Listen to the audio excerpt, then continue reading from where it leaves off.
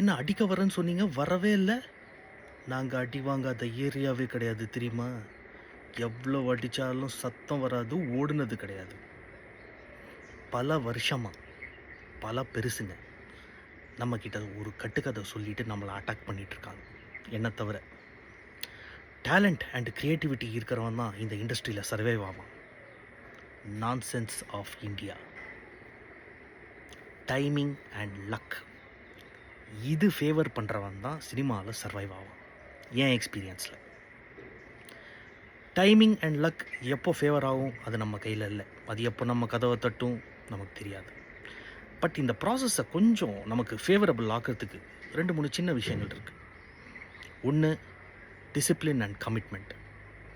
எந்த ப்ராஜெக்டை நீங்கள் எடுத்துட்டாலும் அதுக்கு உங்களுடைய 100% கொடுங்க.